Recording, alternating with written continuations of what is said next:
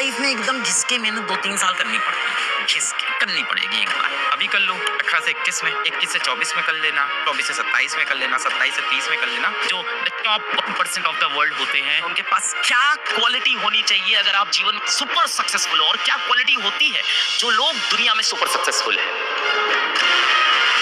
मैं आज आपको एक बहुत ही इंटरेस्टिंग चीज बताता हूँ, इसको अपने साथ रखिएगा। दुनिया में कोई बहुत सक्सेसफुल इंसान है, दुनिया के बड़े से बड़े लीडर्स, दुनिया के बड़े से बड़े कंपनी के मालिक हो, दुनिया के बड़े से बड़े नेता हो, सक्सेसफुल इंसान है तो इसके अंदर क्या क्वालिटी होनी चाहिए? What is the real quality? Physics आनी चाहिए, इसको केमिस्ट्री आनी चाहिए, इसको इंग्लिश आनी चाहिए, इसको मैथ्स आनी चाहिए, इसको संस्कृत आनी चाहिए, इसको रूबिक्स क्यूब सॉल्व करना आना चाहिए, इसको क्रिकेट खेलना आना चाहिए, इसको टेनिस खेलना आना चाहिए, इसको क्या आना चाहिए? जो दुनिया का सबसे सक्सेसफुल इंसान होते हैं, जो टॉप 1% ऑफ द वर्ल्ड होते हैं, इनको क्या आना चाहिए? जो किसी कंपनी के सबसे टॉप लीडरशिप होते हैं, बड़े बड़े कंपनी के जो मालिक होते हैं, जो बड़ी बड़ी जगहों पे लोग बैठते हैं, उनके पास क्या होना चाहिए? क्या क्वालिटी होनी चाहिए अगर आप जीवन में सुपर सक्सेसफुल हो, और क्या क्वालिटी होती है जो लोग दुनिया में सुपर सक्सेसफुल है? He should be hard working. मैं डीमीन नहीं करूंगा, पर सर पे 10-10 ईंटने वाला एक लेबर बहुत हार्ड वर्किंग है, उसके पास जीवन में शायद इतने पैसे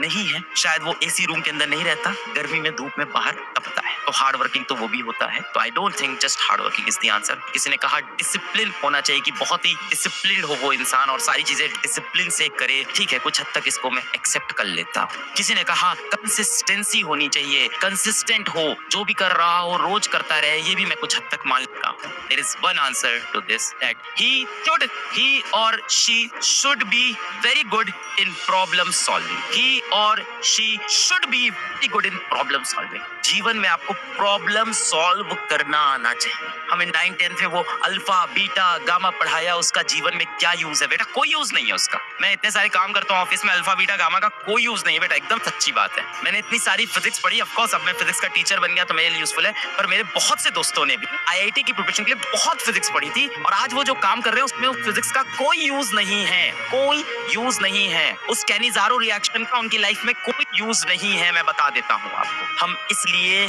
Cannizzaro reaction, aldol reaction, rolling on incline plane नहीं पढ़ते हैं कि हम उसको लाइफ में यूज करें। We are learning in life and we should learn in life is problem solving. एक बच्चा जो खूब प्रिपरेशन की और लेटेस्ट से उसके आज 650 नंबर आ रहे हैं। एक बच्चा जिसने नीट की प्रिपरेशन नहीं की, कुछ नहीं किया, घर पे खाली बैठा था, है ना, एकदम ही आलसी बच्चा था, लेजी, कुछ नहीं किया। अब मैं क्या करूंगा, इन दोनों बच्चों को लेके आऊंगा, 1 आवर की एक क्लास लूंगा जिसमें इन दोनों को मैं एक नई लैंग्वेज सिखाऊंगा। Who will win this test? This guy या this girl और this girl? ये टेस्ट कौन जीतेगा? पर्सन ए जीतेगा या पर्सन बी जीतेगा? There is the answer कि हम इतनी पढ़ाई क्यों करते हैं, हम इतनी मेहनत क्यों करते हैं? Who will win? Person A और person B. And let's be honest, ऐसा नहीं कि हम उल्टा बोलेंगे तो मजा आ जाएगा। मैं कुछ सिखाने आया हूँ, उम्र में तुमसे बड़ा हूँ, हो सकता हो जीवन में तुम्हारे बराबर संघर्ष किया हो सकता हो तुमसे कम भी किया हो, उम्र में तुमसे बड़ा हूँ, जीवन में कुछ अचीव भी किया है, थोड़ा ए करेगा। फेयर आंसर सभी को समझ में आ रहा है, लगभग सभी बच्चे कह रहे हैं कि ए विल विन। ए ने जीवन में प्रॉब्लम सॉल्विंग सीखी। जब हम आपको पढ़ाते हैं कि ये motion on incline, motion under gravity है, इसके ऊपर ये 10 सवाल करो, तो हम आपको एक कॉन्सेप्ट पढ़ाते हैं, उसके बेसिस पे कुछ क्वेश्चन देखते हैं, जिससे आप अपने दिमाग को पुश करते हो कि यार ये चीज पढ़ी है, इसके बेसिस हम कैसे प्रॉब्लम सॉल्व करेंगे, वो एटीट्यूड हम कैसे लेके आएंगे। जिस बच्चे ने ये मेहनत नहीं की, अपने दिमाग को लेजी रखा, दिमाग का इस्तेमाल नहीं किया, उसका दिमाग कभी भी इतना डेवलप नहीं।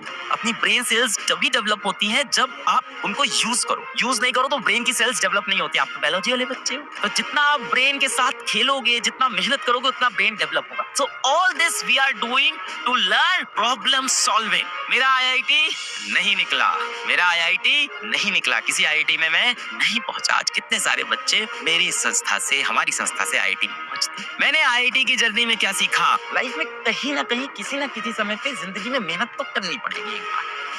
अभी कर लो 18 से 21 में, 21 से 24 में कर लेना, 24 से 27 में कर लेना, 27 से 30 में कर लेना। 30-32 के बाद थोड़ा गिव अप का एटीट्यूड ज्यादा आता है, क्योंकि लाइफ में फेलियर बहुत सारे होते हैं, तो लगता है कि अब हो नहीं पाएगा। लोग कर लेते हैं तब भी, कभी ना कभी लाइफ में एकदम घिसके मेहनत 2-3 साल करनी पड़ती है। इसीलिए बोला जाता है इस समय कर लो, ताकि लाइफ आगे थोड़ी बेटर हो जाए, थोड़ी सिंपल हो जाए। ठीक नौकरी तो मिल ही जाती है, कहीं ना कहीं करनी पड़ेगी। इस बार नहीं कर पाए, अगली बार कर लेंगे। हो सकता है फील्ड अलग चुननी पड़े, जो पसंद है शायद वो करे। कभी ना कभी लाइफ में एकदम घिसके मेहनत 2-3 साल करनी पड़ती है।